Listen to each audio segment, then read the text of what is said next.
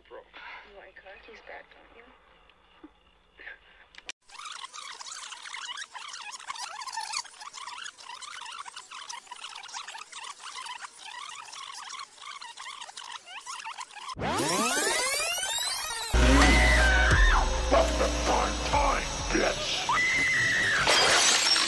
Hello and welcome to Prime Time. Bis. Bonsoir, bonsoir mes petites goules. Pour ce 18e jour du calendrier, j'ai invité mon petit poteau, le coin du bis. Et aujourd'hui, on va revenir sur les formats physiques dans les films d'horreur. Et pour l'occasion, j'ai sélectionné quelques petits extraits que je vais faire savourer à Mathieu. Ça va aller le petit coin? Ça va. Tu vas subir? Oui. On va regarder Mandy? Non. Ça va être incroyable, j'ai hâte.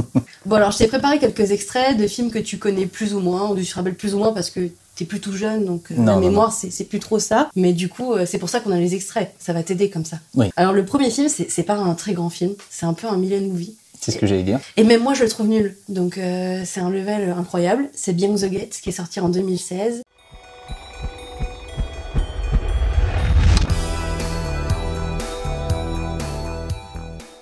C'est un film plein de néons qui s'inspire un peu de l'univers d'Atmosphere et c'est pour ça que je l'aime beaucoup. En fait, l'histoire, c'est deux mecs qui vont se retrouver dans le vidéoclub de leur père qui a rendu l'âme et ils vont un peu fouiner dans les cassettes et parmi elles, ils vont tomber sur une cassette qui s'appelle Beyond the Gates et qui est en fait un jeu de société qui fonctionne avec un plateau, donc un peu comme celui d'Atmosphere. Et très vite, les personnages vont sortir, les démons, les néons, la fumée, et ça va être trop bien. Donc je vais te montrer ça. Très bien. C'est parti.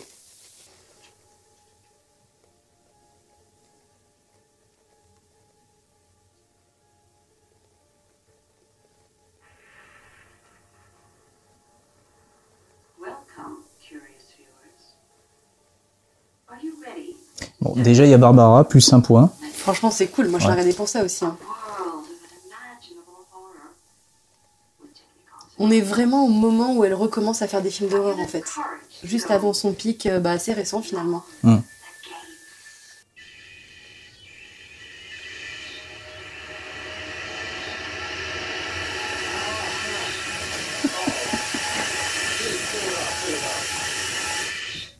T'es pas prêt, j'ai mis un deuxième extrait. C'est le deuxième extrait.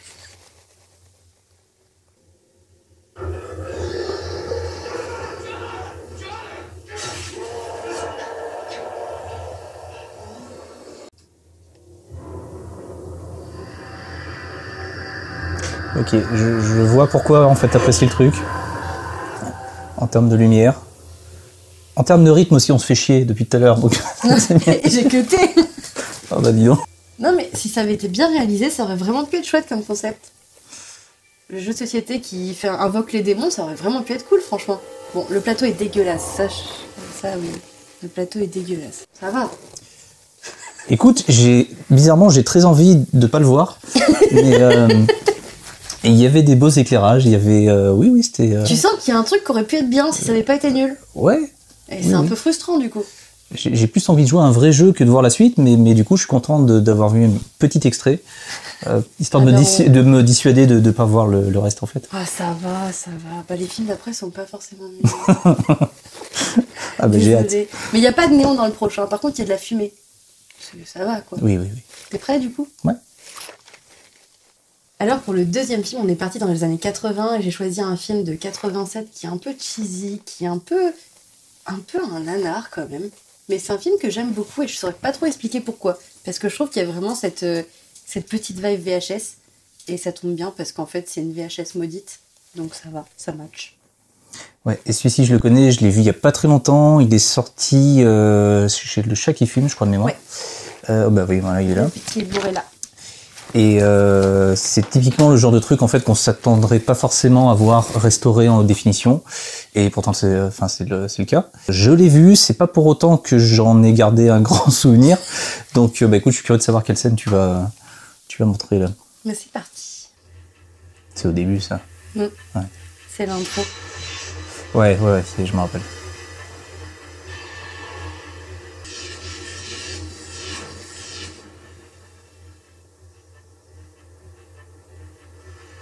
En fait, c'est la toute première apparition, quoi.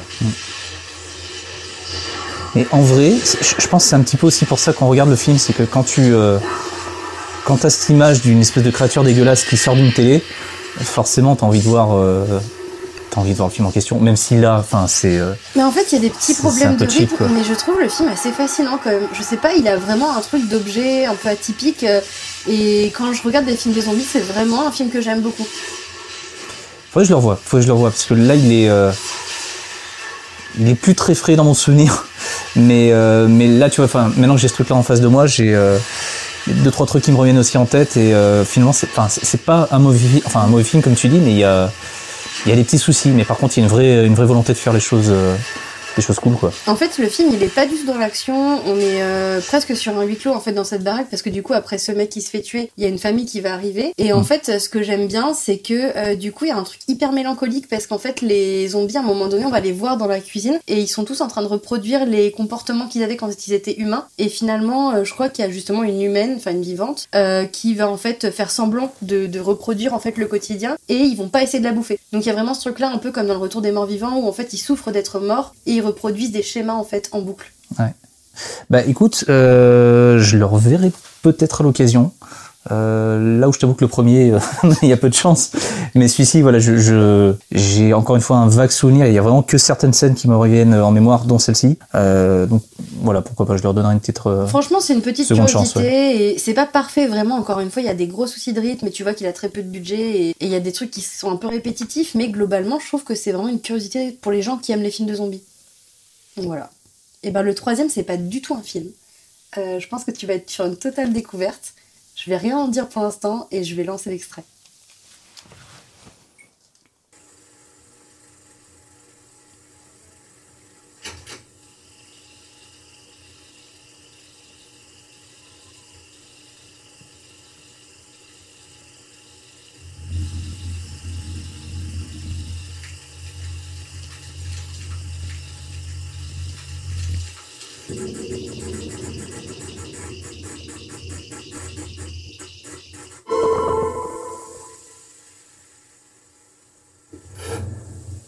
À ton avis, qu'est-ce que je t'ai sorti là ?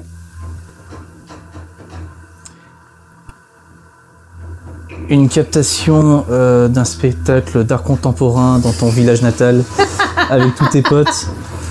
J'aime bien, écoute, pour le moment. Je vais te montrer d'autres bouts pour que tu puisses un peu... Bon, il y a le titre, mais... Alors, en fait, au départ, ça c'est une série télé, une série qui passait sur YouTube, qui s'appelle Les Bullet Brothers. Ouais. En fait, c'est la version horrifique de Drag Race. Et du coup, c'est vraiment... D'ailleurs, c'est les sorcières. Ouais. J'adore ce make-up, je l'aime trop. Il y a plein de références en fait à la pop culture, au film et tout, c'est trop bien. Et donc en fait, dans cette émission, c'est deux frères qui sont des drags et du coup qui ont vraiment un univers turbo-horrifique. Et ils ont reproduit tous les codes de Drag Race, mais pour l'horreur. Et donc ils ont fait 4 premières saisons et ça a très très bien marché. Et ensuite ils ont fait un Halfway to Halloween et donc chaque année ils font une espèce de show de 2 heures qui est un mix entre presque un long métrage, tu vois, enfin il y a vraiment des scénettes qui pourraient vraiment sortir d'un cours et vraiment une compétition parce qu'en fait du coup là en gros ce qu'on a vu c'est vraiment la séance de démo des drags en fait, mais juste avant tu les vois préparer leurs costumes, c'est quand même moins chiant que dans Drag Race pour le coup. Et en fait ce que j'aime bien c'est que du coup vraiment là ils ont réussi à créer un véritable univers, tu sens qu'ils sont hyper fans de l'horreur, c'est très très chouette. Cette année là c'était en 2020 et du coup il y avait vampires, sorcières et fantômes. Donc ça c'est la thématique fantôme. Et donc ils ont vraiment juste une thématique liée à l'horreur et après ils se démerdent. Et la plupart du temps, ces mecs-là en fait c'est des mecs qui travaillent dans les funhouse aux États-Unis et qui ont déjà vraiment cette culture de faire peur. Du coup ils deviennent en fait des drags d'horreur et moi je trouve ça incroyable. C'est vraiment un pan des drags qui est moins connu en France mais qui moi me passionne énormément. Bah écoute, découverte totale parce que c'est... Tout à l'heure je disais truc d'art contemporain mais en vrai c'est pas péjoratif, c'est vraiment...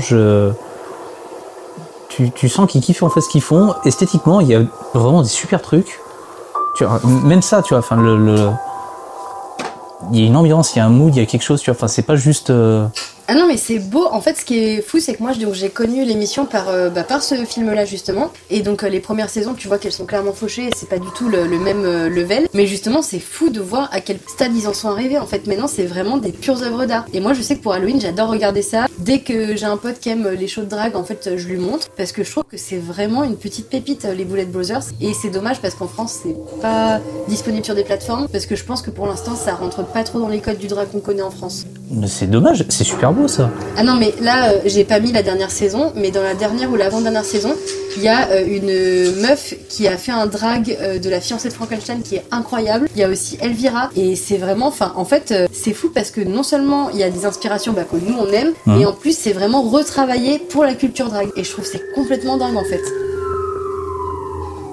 Et en gros, je l'ai mis dans la sélection, j'ai un peu triché parce que bon, ça rentre pas du tout dans le thème pour l'instant, mais à la toute fin, donc du coup tu as tout le show, t'as vite fait, tu les vois faire leur costume, on te présente un peu qui c'est quand même, parce que comme ça, leur nom s'affiche en fait, leur nom de drague, et à la toute fin, en fait, on va savoir qui est la grande queen, et bon, les personnages, on les connaît plus ou moins, parce que c'est des drags qui ont déjà fait les émissions d'avant. Ouais. Et en fait, à la toute fin, elles reçoivent toute une cassette, elles la mettent dans le magnétoscope, et elles se retrouvent, en fait, toutes celles qui n'ont pas gagné vont avoir tout un liquide noir qui va sortir de leurs yeux, et la gagnante sera la seule survivante. Et je trouvais ça, encore une fois, ça se voit qu'ils connaissent en fait les tropes de l'horreur, ça se voit qu'ils maîtrisent ça, et c'est trop chouette de transposer ça dans une émission de drague en fait. Et du coup, ça c'est disponible actuellement sur YouTube?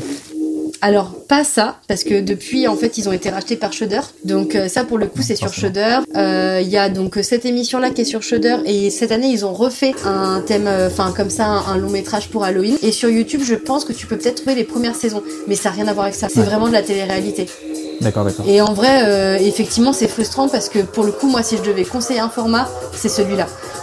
Franchement, pour une nuit d'Halloween, ça se bouffe, mais c'est incroyable. Tu vois, comme je te disais, donc il y a des noms qui s'affichent. Ouais. T'as pas de chichi, en fait, juste tu les vois faire leur show, il y a vraiment une mise en scène. Je trouve ça incroyable, en fait. Il y a un côté hypnotique, en fait. Tu sais, moi, en tout cas, je peux regarder ça pendant un long moment, sans me lasser, parce que c'est bien shooté, c'est bien rythmé, ça fait pas cheap. Tu sais, le premier extrait que t'as montré là, c'était en train de danser, tout ça machin, donc forcément j'ai commencé à rire. Mais là, plus je regarde le truc et plus je me dis en vrai c'est. En fait c'est bien réalisé, mais je pense quand même qu'ils aiment garder une petite patte un peu, encore une fois Funhouse, tu vois. Ouais. Je pense qu'ils veulent garder quand même cet esprit-là parce que je maîtrise pas très bien le drag d'horreur, mais j'ai l'impression quand même que ça vient de là, tu vois, aux États-Unis, qu'il y a vraiment cette vibe-là. Mais l'année dernière, il y a vraiment eu des drags assez incroyables qui avaient des rêves assez lourdes dans l'horreur, et franchement moi j'en ai pris plein la vue. C'est vrai que je suis maintenant, il y a un avant et un après quand tu vois les Bullet Brothers, et qu'après tu reviens à Drag Race, t'es un peu frustré quand même. Regarde-moi ça, c'est incroyable. Ouais. Du coup, ce qu'on est en train de regarder, c'est quelle année là? C'est 2020 celui-là. 2020. C'est 2020. Cette année, je crois qu'il est déjà sorti le Alfouetto Halloween. Et ils ont aussi sorti une saison, je crois que c'est une saison à part entière, c'est pas une saison 4 ni rien, qui s'appelle Titan. Où là, c'est un peu comme les All-Stars de Drag Race, quoi. Ok. Et là, encore une fois, c'est Shudder. Il me semble que depuis 3 émissions, c'est Shudder qui produit. Donc déjà, c'est un high level. Quand tu passes de YouTube et que t'es produit par Shudder, et puis c'est ouf, Shudder, ils produisent des films d'horreur. C'est vraiment, pour moi, c'est un peu mon dieu, Shudder. Si ça existait en France, je pense que je n'aurais plus d'amis, je sortirais plus de chez moi. Et là, c'est vraiment le combiné de mon amour pour les drags et de l'horreur qui s'unifie là-dedans, et je trouve ça assez dingue. Et là je t'ai pas montré parce que du coup j'ai sélectionné que les moments de show, mais les deux frères, les looks des Bullet Brothers sont assez incroyables. Ouais. Et alors le générique de l'émission c'est Dragula. Dragula. J'adore.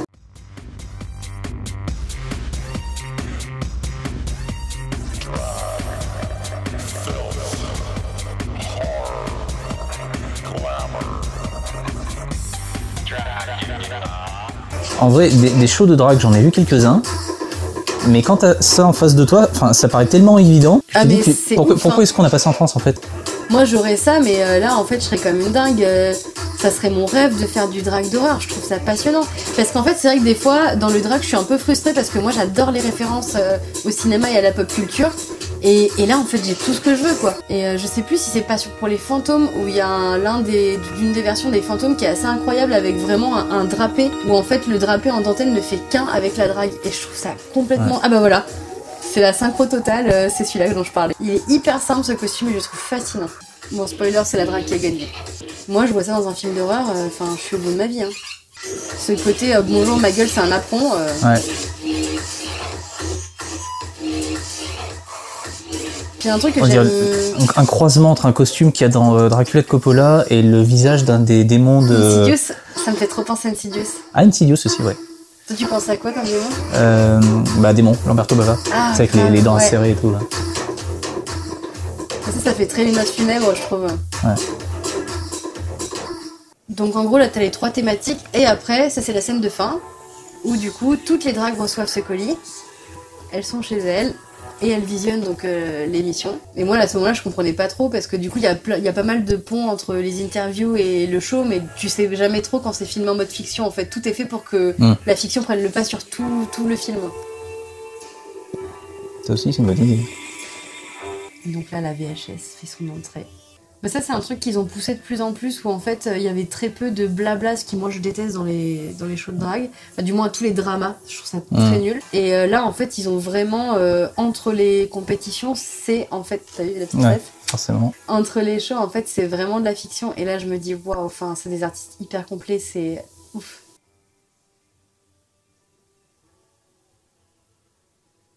En fait, j'adore parce qu'au fur et à mesure, ils sont éliminés un par un, donc tu te dis, mais qui va rester ?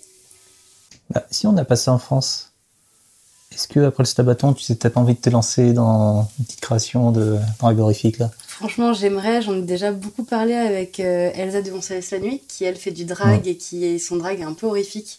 Et si j'avais du temps, et si j'étais pas en train d'organiser peut-être un prochain Stabaton ou un autre Sagaton, je ne sais pas.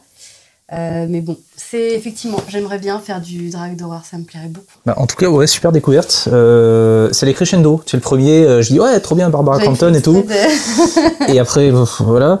Le second, je l'avais un petit peu zappé. Il m'est revenu un petit peu en mémoire. Après, c'est pas non plus un film que je me relèverai la nuit pour le voir en boucle, mais je le reverrai quand même. Et là, j'ignorais totalement l'existence de ce truc-là. Et en vrai, c'est ouais, encore une fois, c'est hypnotique. Mais en fait, là où ça me frustre, c'est que pour l'instant, je l'ai quand même montré à pas mal d'amis, et à chaque fois, c'est toujours la même réaction de waouh, en fait, pourquoi j'ai pas vu ça avant, pourquoi on n'a pas ça. Et je suis trop frustrée qu'on n'ait pas de diffusion en France, quoi, parce que c'est assez ouf comme émission. Ouais, mais Drag Race, ça fait quoi? Ça fait 2 ans. Drag Race, c'est sur Netflix depuis un moment. Hein. Non, là, mais ça fait 2 ans en France. Sur France 2. Oui, mais je veux dire, là, on n'a carrément pas de distributeur pour le voir, tu vois. Ouais. C'est pas juste, il n'y a pas de version française, c'est qu'en fait, il y a déjà plus de 4 saisons et on n'a toujours pas de moyen de le voir en France. Ouais. Mais étant donné que Drag Race cartonne sur France 2 et que ça sort un petit peu du cercle Netflix et compagnie, est-ce qu'on n'est pas dans une bonne voie, entre guillemets, pour que ce truc-là sorte un peu... Alors oui et non, parce que j'ai l'impression quand même qu'il y a un peu une guéguerre entre le drag de Drag Race, qui est un drag très formaté, le drag à l'ancienne, de RuPaul, et ce drag en fait d'horreur qui est un drag incroyable, mais qui est moins dans vraiment le drag de base en fait. Et je pense que s'il est pas mis en avant, c'est parce que aujourd'hui, on passe tout juste à le drag c'est cool, il est mis en avant, France 2 va le mettre en avant, mais le drag d'horreur, j'ai l'impression qu'il a et ça me frustre qu'il a pas encore sa place, quoi. Ouais, bah dommage. Parce que là, ça réussirait à réunir les fans de genre, les fans de make-up, les fans, tu vois, de tout. Enfin, moi, je trouve que c'est vraiment hyper complet et je suis trop frustrée de pas voir ça, quoi. Ouais. Après, j'étais en train de réfléchir au truc. Est-ce qu'on aura ça un jour sur France 2 ou quoi? Non, France 2, les films d'horreur. Non, c'est pas possible. Je ne pense pas. Déjà, Drag Race, putain, c'est un miracle. Alors, ça a plus ambiance spooky et compagnie. Ce qui est hyper frustrant avec justement le fait qu'on parle pas de cette culture horrifique du drag, c'est qu'en fait, il y a énormément de films d'horreur qui ont justement cette vibe camp, cette vague drag, Elvira, mais il y a aussi notamment La mort vous va si bien, où il y a Mad et Elle qui justement sont devenus des icônes en fait pour la culture queer, qui sont reprises dans le drag. Et c'est vrai qu'en enlevant l'horreur, on s'enlève un pan du drag, quoi. Et c'est un peu dommage. Je sais pas quoi te dire d'autre que oui. Oui. C'est bien, tu acquiesces, Mathieu. Ouais. J'ai un dernier extrait pour toi et après on a fini. Après tu vas pouvoir enlever ton fessier du sol, parce que chez moi j'accueille les gens par terre, c'est comme ça, voilà, c'est Halloween. Attention, si c'est Mandy, je me barre. Je pense que tu vas aimer.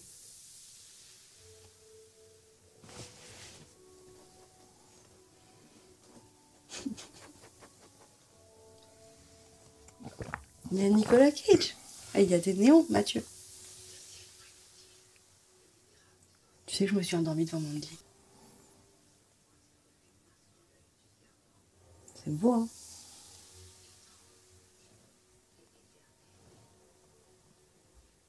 Bon, salut, hein! Au revoir!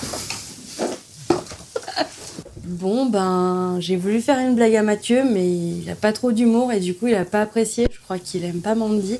Du coup, il est parti. Mais je crois qu'il est content quand même, il vous fait des bisous. En tout cas, merci au coin d'être venu. Le coin du bis surtout, n'oubliez pas la suite. Et puis, moi, je vous dis à demain pour une nouvelle vidéo. Parce que je crois que le calendrier n'est pas fini. Alors, bonne nuit, mes petites boules. J'espère que vous avez aimé ce format tout particulier. Non, non. J'espère que vous avez apprécié la sagesse du coin. Et puis moi, je vous dis à demain. Et bonne nuit, mes petites cools. Bonne nuit, Mathieu. Bonne nuit. Je t'aurais clapé dans les tapants. Hello and welcome to Prime Time. Bitch. Non, merde.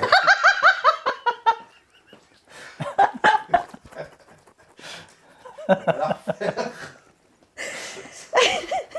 tellement bien. Attends, faut que je me C'est calme. venu du cœur. Hello and welcome to Prime Time. Bis. Il a fait ta pisse. Attends, c'est la bonne, la prochaine. Bis. Bienvenue à Non, ce... non, non, non, non. Tu vois, c'est exactement ça que je te dis. Voilà, je recommence. Le petit coin. Aujourd'hui, on va revenir...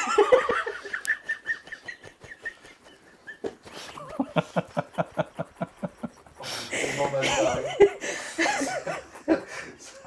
Ça fait 2 minutes. J'ai envie de partir. 1 minute 30, regarde. Allez. Hello and welcome to Prime Time.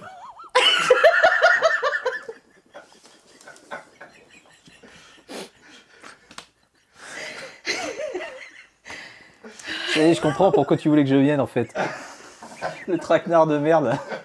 Putain, on n'est pas couché. Qui rigole? C'est toi qui rigole. C'est pas moi. Et c'est un film plein de néons. J'entends que ça miaule là-bas.